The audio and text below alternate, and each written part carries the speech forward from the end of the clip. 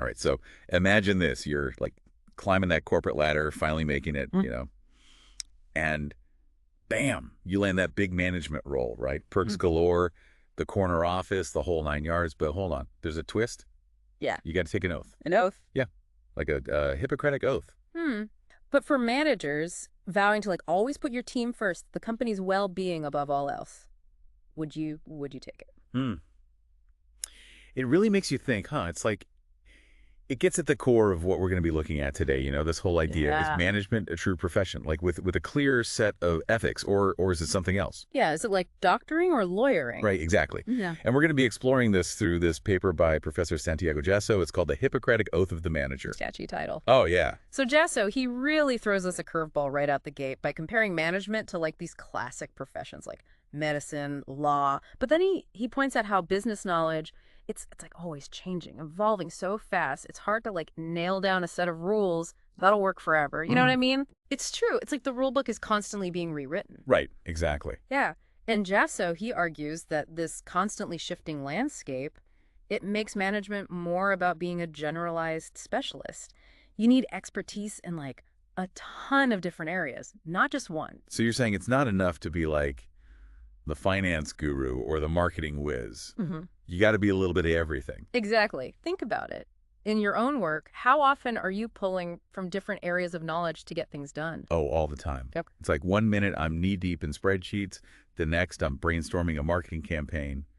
And then, oh yeah, got to throw in some psychology to motivate the team. There you go. You're a generalized specialist. Well, I don't know about specialists, but I'm definitely generalized. Uh-huh.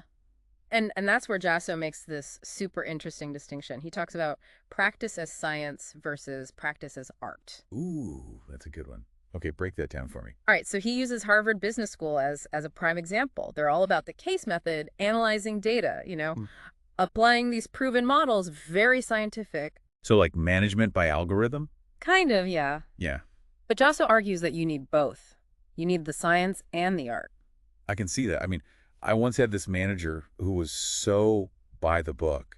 It was painful. Mm. Like any tiny deviation from the process, and it was complete meltdown city. Oh, I've been there. It made it impossible to be creative or adapt to new situations. Like sometimes you just got to trust your gut, Right. and make a judgment call. You do. And that's where the art comes in, Jasso would say. He highlights this thing he calls soft knowledge. Soft knowledge sounds squishy. Well, it is in a way. It's about understanding those unspoken dynamics in the office, reading people's emotions, knowing when to bend the rules a little for the greater good. Stuff you can't really quantify or put in a spreadsheet. Okay, so it's like street smarts for the office. Yeah, kind of. Like, you know how they say, knowledge is knowing a tomato is a fruit, but wisdom is not putting it in a fruit salad. Haha, right. Hey. So blindly following the rules all the time, that's just going to get you a weird salad. Exactly. And Jesso's point is that good management, it's not just about blindly applying formulas.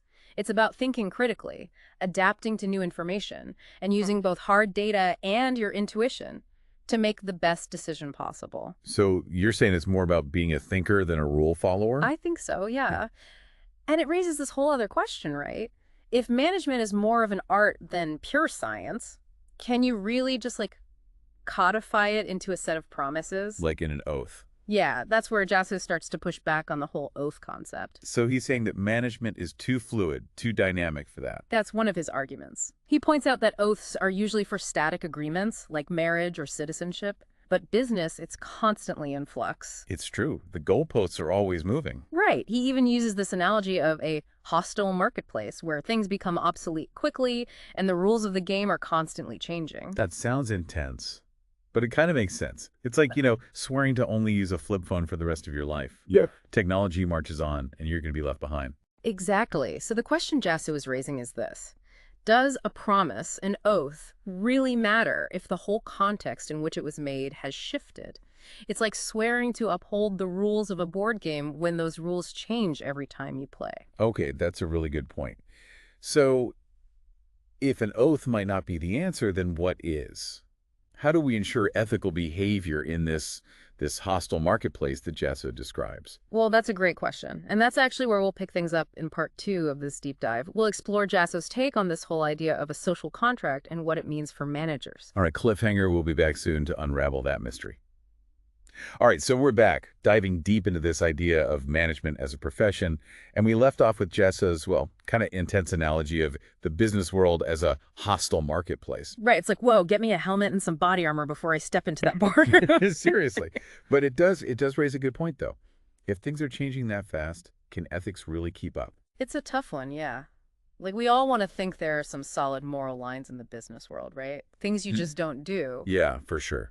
But then managers are always running into these crazy, complicated situations where the right answer, it's not always so obvious. Totally. And that's where Jasso brings up this concept of fiduciary responsibility. Fiduciary responsibility. Hmm.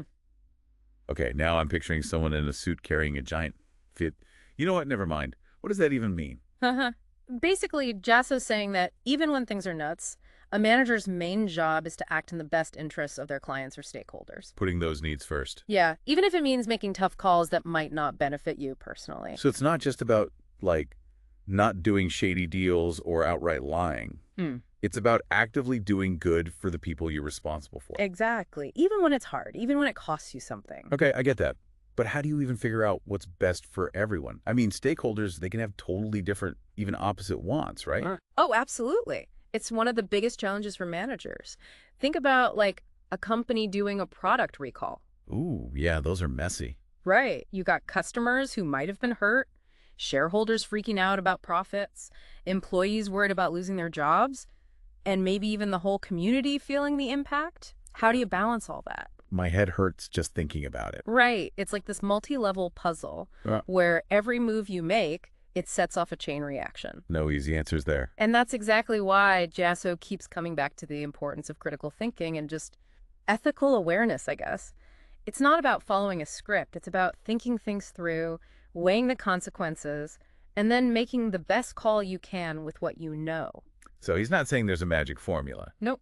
More like developing that gut feeling for what's right, but backing it up with solid reasoning. Okay, so not just going with your heart, but using your head too. Yeah, it's got to be both. Yeah. So we've talked about the oath idea, right? And it sounds like Jasso's not super convinced that's the way to go. Not if it's just a bunch of rules to memorize, at least. Right. He's saying we should be giving managers the tools and the mindset to handle these tough situations with integrity. It's about that internal compass guiding your actions, even when there's no clear path laid out. Okay, I'm following. But if a formal oath isn't it, how do we get people to develop that kind of ethical core, especially in this hostile marketplace Jasso's talking about? That's where his social contract idea comes in. And honestly, I think it's pretty brilliant. Right, lay it on me. So he's arguing that even without a written agreement, we all kind of operate under this set of unspoken rules and expectations, right? About how we treat each other. Like the basic stuff. Don't be a jerk. Yeah, exactly. It's how we build trust, how we work together. It's the foundation of any society, even in business. So, like, even if there's no rule saying you can't steal your coworker's lunch from the fridge, you just don't do it. Exactly. Common decency. And Jasso's saying that this social contract, it already gives us a framework for ethical behavior in business. Okay, but if we already have that, why even talk about a manager's oath? Isn't the unspoken stuff enough? That's the debate Jasso's trying to spark, right? He's not necessarily saying we need an oath or we don't need one. He's making us think about what really makes people act ethically. Is it rules or is it something deeper? So, less about should managers take an oath, and more about what kind of people are we putting in charge and how do we make sure they're good ones? Exactly. And that gets to the heart of Jasso's whole argument. He thinks ethical behavior, it comes down to the individual manager. Their choices, their values, their guts. That's kind of empowering though, right? Like, even in this crazy hostile marketplace, we each have the power to choose to do the right thing. Totally. It means that even when everyone's scrambling, cutting corners, you can still make the call to be honest and fair. So it's like, we're all navigating this business world with our own internal compass. But how do we make sure that compass is pointing the right way? That is the million-dollar question. And it just so happens that Jasso spends the last part of his paper diving into exactly that. The specific qualities and skills he thinks are crucial for ethical management. So good intentions aren't enough. You need the right tools, too. That's what he's suggesting. And honestly, I think he's onto something. Well, sounds like we've got even more to unpack. Then join us for part 3 as we wrap up this deep dive into the world of ethical management and explore just what it takes to lead with integrity in today's world. So we've been going deep on this idea of management as a profession, really digging into Professor Jasso's paper and that whole Hippocratic Oath for managers thing. But I got to say, we've gone way beyond just like, should there be an oath or not? It's bigger than that, Oh, right? for sure. It's about, like, how do we even create ethical leaders in the business world today with all the craziness and pressure? Exactly. And I think one of the most like mind-blowing things Jasso talks about is this shift away from just rules and regulations. It's about the individual managers, like internal compass, their own sense of right and wrong. Yeah, he's saying you can't just force ethics on people. It has to come from within. Makes sense, right? Yeah. If the business world's this constantly changing thing, this hostile marketplace, you can't just memorize a rule book. You got to be able to like think on your feet, adapt and make decisions that fit your values, even when things are nuts. Absolutely. And Jasso actually gets really specific about the qualities he thinks are like must-haves for ethical managers. He talks about intellectual honesty, for one. Intellectual honesty. So like not being a phony. Well, yeah, but it's more than that. It's about being willing to like question your own assumptions, Yeah. actively seeking out different points of view and admitting when you're wrong. Oof, that last one's tough. It is. It takes humility to admit you don't have all the answers, that you're going to mess up sometimes. But Jasso's arguing that this willingness to learn, to change your mind when you need to, it's crucial for navigating all the ethical gray areas in business today. So you're saying you got to be your own toughest critic, Yeah. but in a good way. Yeah, exactly. Like constantly questioning, learning, refining your understanding of the world and your role in it. It's not easy, but it's powerful. And it makes me think, you got to surround yourself with people who will push you too, who aren't afraid to disagree, to challenge you. 100%. Jasso talks about building a culture of like open communication, constructive dissent, where people feel safe to speak their minds, even if it goes against what the boss is saying. Otherwise, you end up with that whole emperor's new clothes situation, right? Where everyone's too scared to tell you the truth. Exactly. You need someone to call you out when you're headed down the wrong path, even if it's uncomfortable. So ethical leadership, it's not just a solo mission.